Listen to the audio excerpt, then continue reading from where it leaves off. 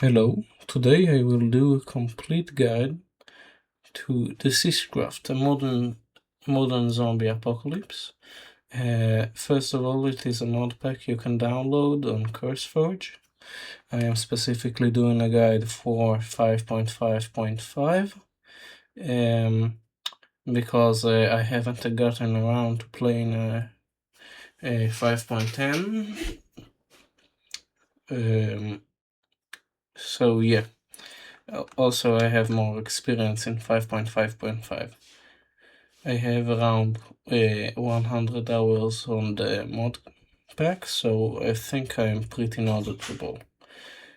First of all, I'll do a beginner's guide for like the early game. And after that, I will do a more detailed guide on the middle game and end game. Okay, so first of all, this is how the mod pack looks. This is the game. As you can see, it's a pretty nice looking game. If you look around here, you can see it took me 84 seconds to launch the game. It's a pretty resource intense and resource hungry pack. So you should consider that. My PC has an RTX, a 9070 XT and an Intel CPU. So keep that in mind. So let's start a new world.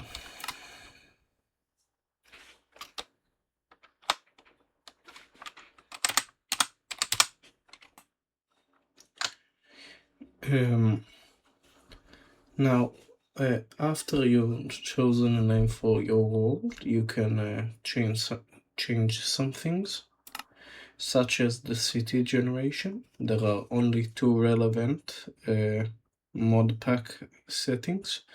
There is deceasedcraft and deceasedcraft only structures. Only cities. However, because it is very laggy, I wouldn't recommend it.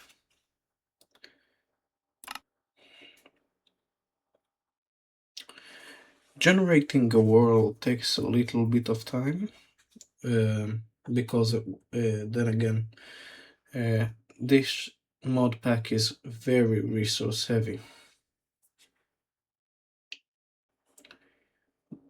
There we go. Now, the first thing you want to do is increase to 32 chunks and start scouting ahead of you. The reason for this is so you can see what way you should advance. This basically saves up on a lot of time, effort, and resources. While you are in the map, which you can enter by pressing M, the game will pause. It will act as if you're pressing on the escape menu in single player. However, this only works on single player. Great, so now we've finished scouting, and already we can see some pretty important structures. As you can see, I will touch on them in a bit. But first of all, let's get out of this biome. By pressing left click, you can set a temporary waypoint. And let's cut back on the rendering distance for performance sake. Now, you are given about 5 minutes of grace in which temperature will not affect you, so I recommend using it wisely.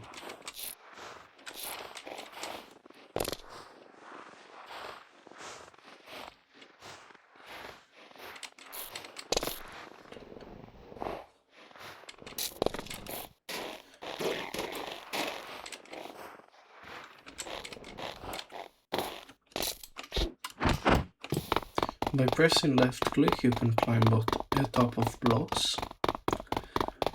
Now, this is a residential building. As you can see, I've left it pretty quickly due to the fact that a zombie swarm is now there.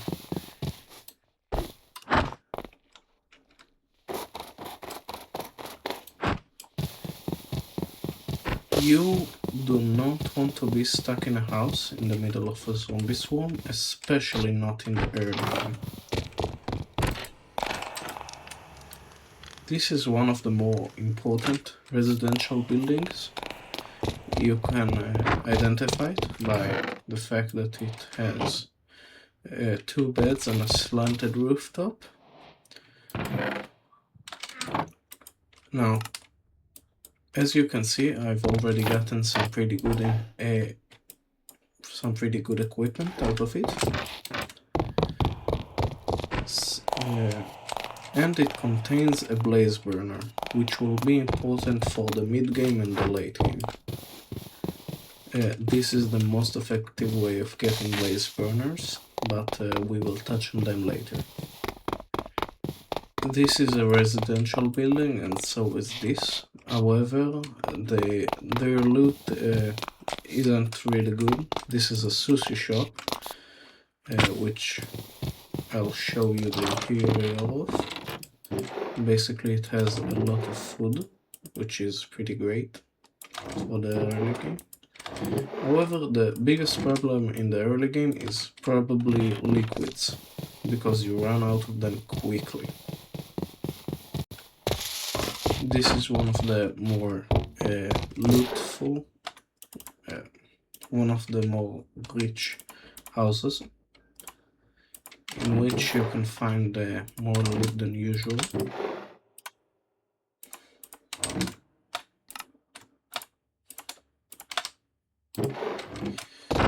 Also, the healing system is completely overhauled, so instead of healing by eating, you heal by using bandages.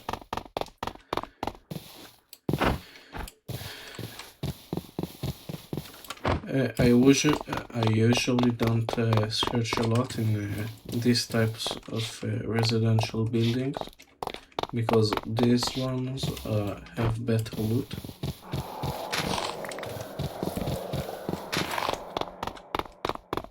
It is better to run away from dangerous situation than staying in it, because survival is more important at the current moment. Now, this building is a police station. It's one of the more fun buildings, I will say that much. This is a gas station. It's also a very good source of both food and water.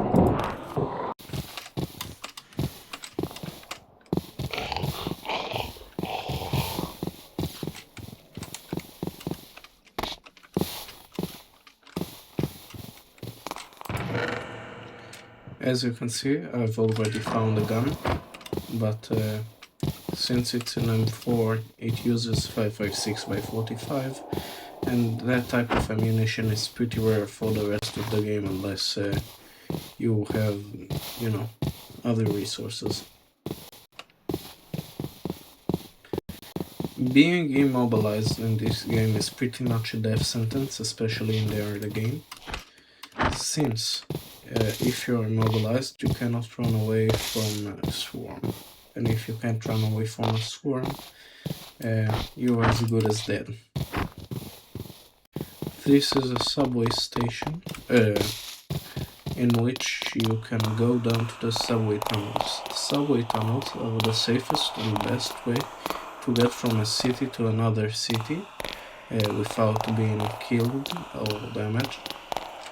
Due to the fact it's well lit and underground most of the time, so zombies cannot harm you in this place.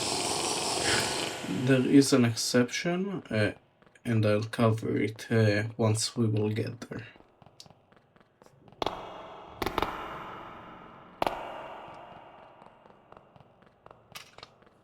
You can also use the map for finding the nearest exit, and that would be this area. Now, this building is a restaurant. It is probably the best source of food in the game, for at least the early game. But we have a more important target here, and that is the bank. Now, the bank is one of the first buildings you want to go to, like at least from practical standpoint, due to the fact that it has a lot of resources that you need, such as you see, iron,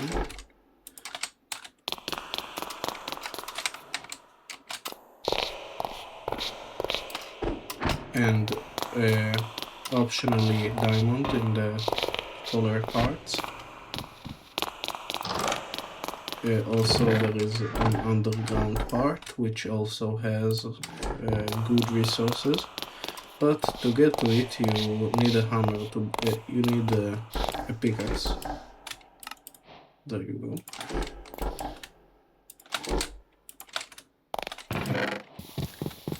Now, because this mod contains the tough as nails mod, which add thirst, as you can see, and also it adds coal. It is more cold when you reach the top of a building than the bottom of it. Nice. So we have 3 diamonds, 7 iron, which is a great starting point. Also, the way I'm descending slowly is due to the fact that there is the parkour mode, which adds, stuff like this.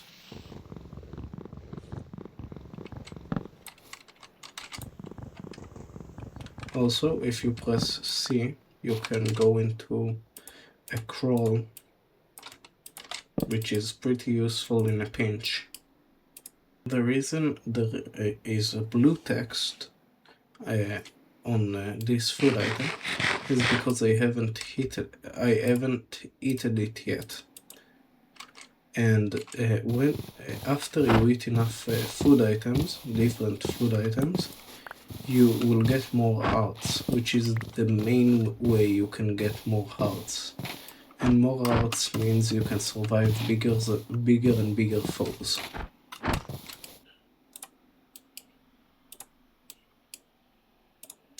Now, the reason I have built this iron axe is due to the fact that gathering materials is pretty important. I mean building materials, and at least in the early games, for towering up and avoiding enemies, which hopefully we won't need to do.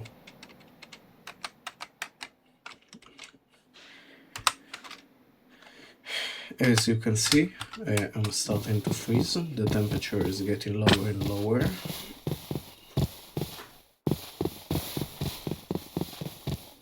So we will take refuge inside of one of these buildings. Maybe not this one.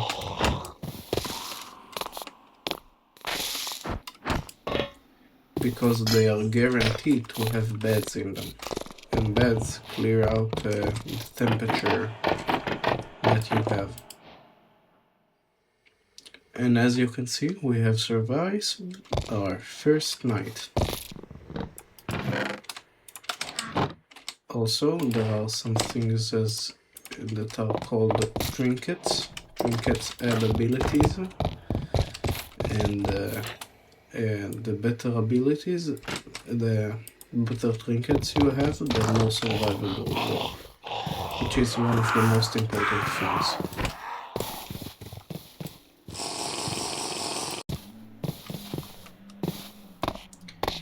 Now let's go to this police station, because it is one of the best sources of weaponry. This is a sort of college dorm, at least that's what I call it. However, it doesn't contain a lot of good resources. Nice.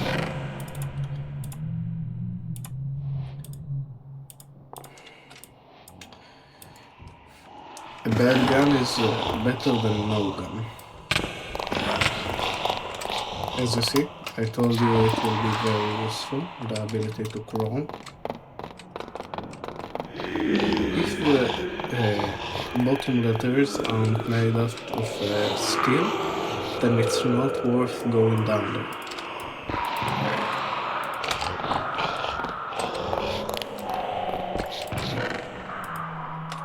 Nice. This is a metal gun. And a grenade.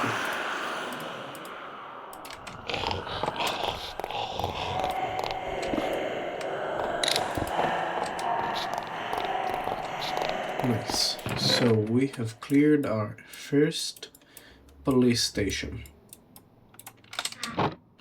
This is one of, if not the best weapon in the game.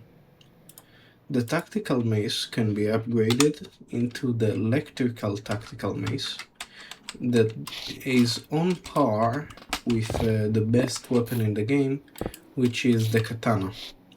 However, it does have one thing over the katana, and that is it uses one hand and not both hands. By using only one hand, you are able to offhand a torch. So if you don't have the night vision artifact, this is very useful. And this is another thing, you can upgrade your skills.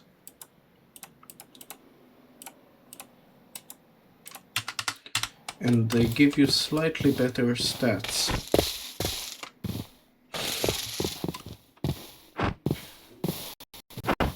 And the slight stat increase is better over no stat increase. Nice. So first of all, let's go over to this building. Because this building has a lot of very, and when I say very, I mean very, useful loot. Be careful, this is a bomber. You generally will not want to deal with it in the early game. It is basically a suicide bomber. He will try to kill you. Also, the zombie behind me is also one of the most annoying zombies. I personally hate it. It is very fast, very agile, and very annoying to kill. It has a smaller hitboxes, thus it is well, harder to get rid of. This is a calendar. It tells you how many days you spent, and it will be useful later.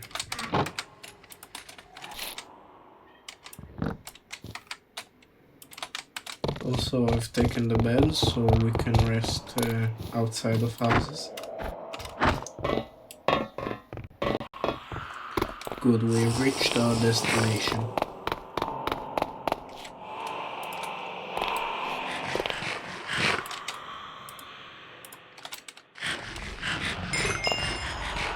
Good, as you can see, I've gained a heart.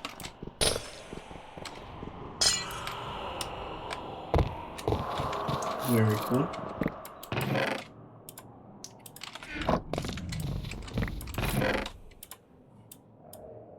Now, this house contains a lot of useful endgame materials and mid-game materials, and very good artifacts, such as the one I've just grabbed.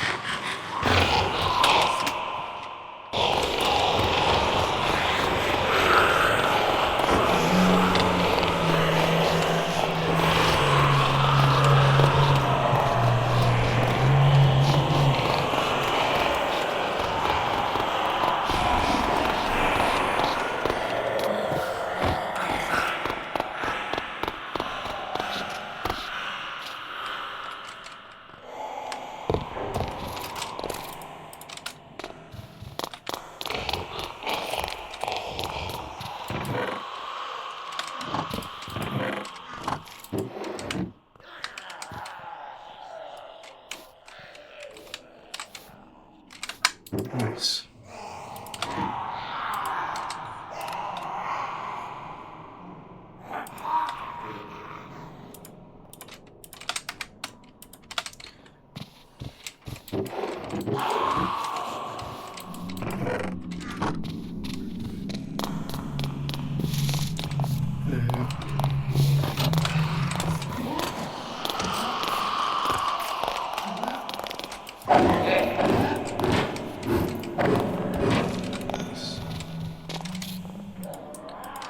Again, avoid fights as much as possible because you will die.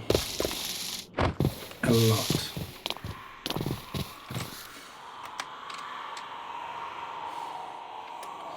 Now, we have spotted a hospital because of the scouting I told you to do.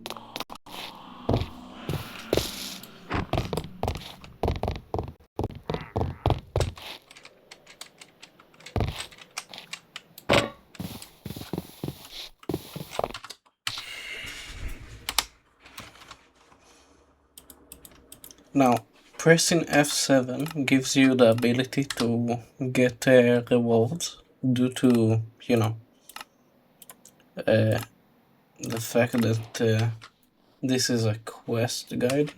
Like, it's supposed to help you complete achievements and incentivizes you to play in a certain play style.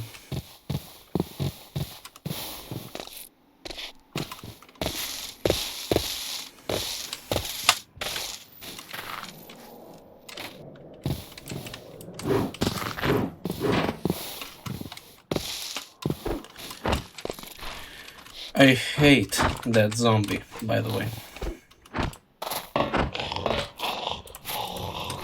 Here is where building blocks come in handy.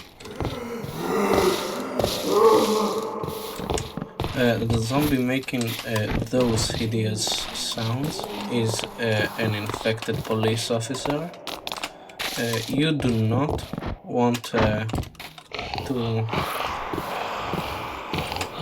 attempt to find them currently. They do drop a little bit of ammo, and by little bit I mean very little ammo.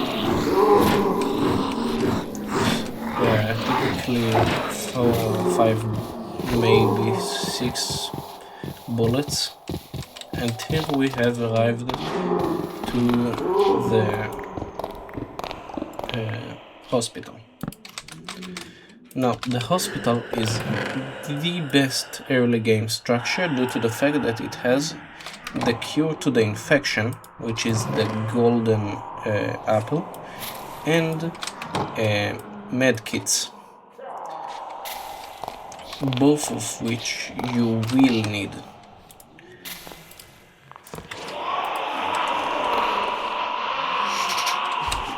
If you get hit by a zombie, there is a slight chance you will get infected. The golden apple and the enchanted golden apple are the only way to cure that infection. Using a medkit will give you a used bandage. However, it's not very useful. And this is it for the very early game guide. If you want, I will make a more detailed guide in the future, and I think I will end it for this video.